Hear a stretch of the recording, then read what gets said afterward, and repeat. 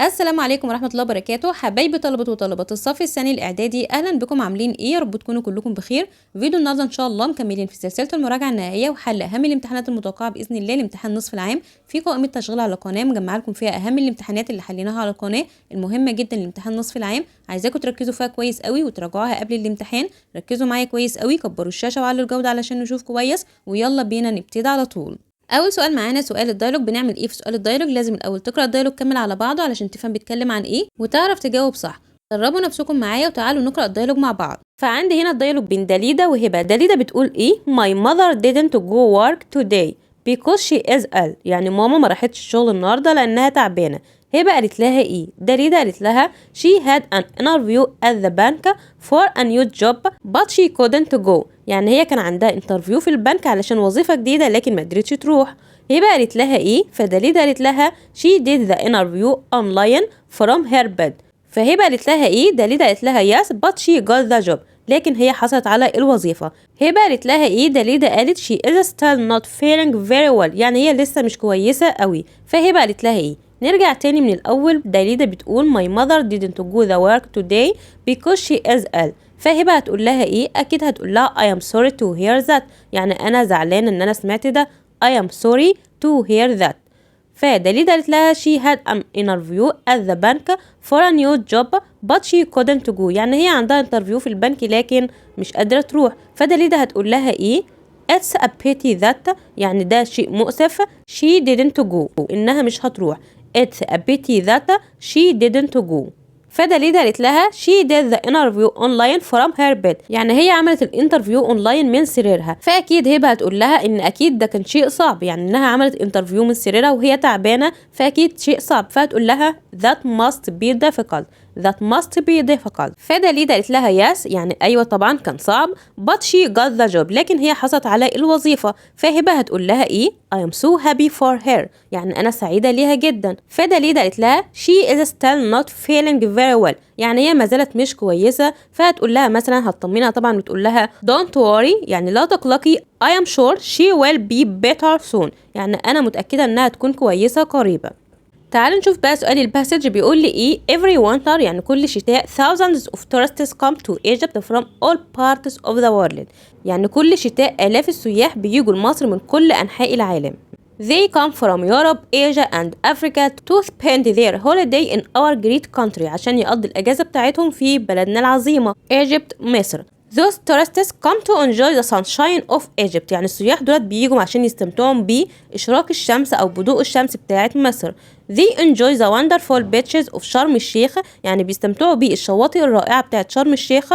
Most of them visit the Egyptian Museum in Cairo. ومعظمهم أو أكثرهم بيزوروا المتحف المصري في القاهرة to see توت عنخ آمون and his jewelry. علشان يشوفوا توت عنخ آمون ومجوهراته. when it's very cold in their countries. يعني الجو بيكون برد جدا في الدول بتاعتهم. they like to visit Luxor and أسوان. بيحبوا يزوروا الأقصر وأسوان. they like to see the ancient treasures and temples. يعني كانوا بيحبوا يشوفوا الكنوز القديمة والمعابد. they also visit the pyramids and the sphinx at Giza. وأيضا كانوا بيزوروا الأهرامات وأبو الهول في الجيزة. شوف بقى الأسئلة. number 1 why do tourists come to Egypt؟ ليه السياح بيجوا مصر؟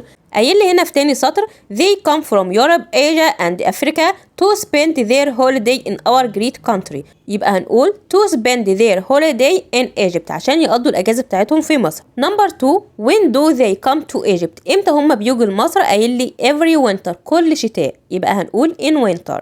number 3 where do tourists see توت عنخ آمون and his jewelry؟ أين يرى السياح توت عنخ آمون ومجوهراته؟ كانوا بيشوفوها فين؟ in the Egyptian Museum in Cairo. في المتحف المصري في القاهرة. بعد كده بيقول لي the underlined word it refers to اللي هي when it's very cold in their countries. لما بيكون برد جدا في بلدهم أو في دولتهم. يبقى it دي عايدة على أكيد إيه؟ the weather الطقس. number 5 tourists like to see ايه in Egypt؟ بيحبوا يشوفوا ايه في مصر؟ طبعا the ancient treasures and temples. الكنوز القديمة والمعابد.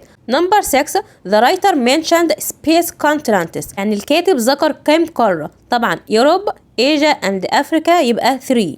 بعد كده سؤال choose the correct answer، فبيقول لي ايه my brother always me with my school work. يعني اخويا دايما بيعمل ايه مع اعمالي المدرسيه؟ eats بياكل، ولا helps يساعد، ولا spends يقضي، ولا sits يجلس. بعد كده بيقول لي she has an ايه with the actress اللي هي الممثله. interview ممكن تنطقها interview، يعني لو سمعتها كده فهي صح، ده نطق امريكي، او ممكن تنطقها interview زي ما احنا بنطقها عادي، ده بريطاني.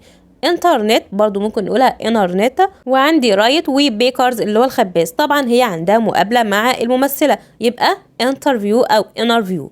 بعد كده بيقول لي can you take a of me and عادل، يعني ممكن تاخد ايه ليا وعادل؟ فوتو صورة، ولا باج حقيبة، ولا صوفة، ولا سبجكت مادة؟ لا طبعا فوتو. can you take a photo of me and عادل. بعد كده بيقول لي I always get at 6:30 in the morning، الساعة 6:30 صباحا. get up يستيقظ get up. بعد كده بيقول لي my mom always my breakfast، طبعا هتبقى makes my breakfast، بتعمل لي الفطار بتاعي. my work at the hospital، ناخد بالنا sister brother parents uncle. عند الفيرب work مش مضاف له مش مضاف له اي اضافه، فما ينفعش نقول sister، ولا ينفع نقول brother، ولا ينفع نقول uncle، لان دول مفرد هنضيف لهم نضيف للفيرب اما parents جمع يبقى مش هنضيف للفيرب فهنقول my parents work at the hospital. بعد كده بيقول لي what time space your first lesson this morning. ناخد بالنا كده، بيقول لي is ولا are ولا does ولا do. هنبص للسؤال بتاعنا كده، لو في فعل verb، لو في verb في الجملة يبقى هنختار ما بين do و does. لو ما فيش فعل يبقى هنختار verb to be، ونختار ما بين is و are. تمام؟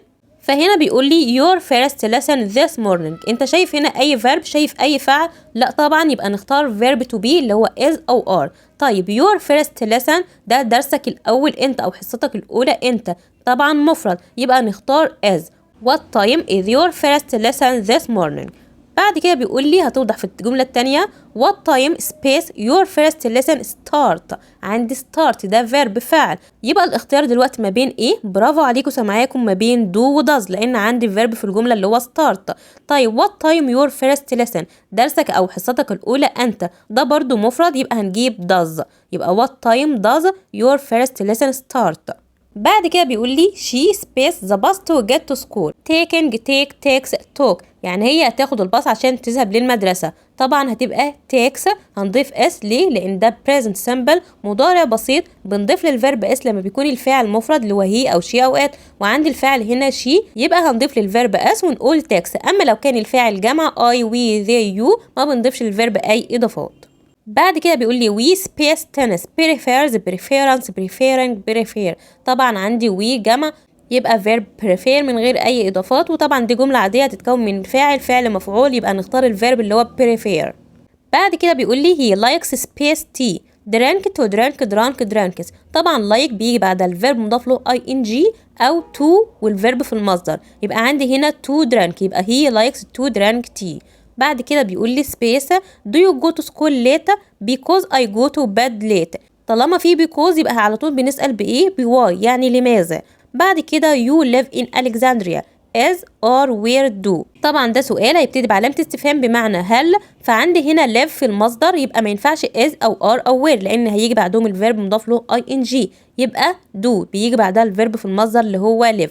do you live in Alexandria؟ هل انت بتعيش في اسكندرية؟ نيجي بقى للسؤال اللي بعد كده، وعايزنا نصحح الكلمة اللي ما بين الأقواس، فبيقول لي ايه my father space have to get up at 6 o'clock every day to go to work. يعني بيستيقظ الساعة 6 صباحا كل يوم علشان يروح الشغل بتاعه. فعندي every day ده ايه؟ present simple مضارع بسيط، تنفع have to ولا تبقى has to؟ لا هتبقى has to لأن my father هنا مفرد، تبقى has to.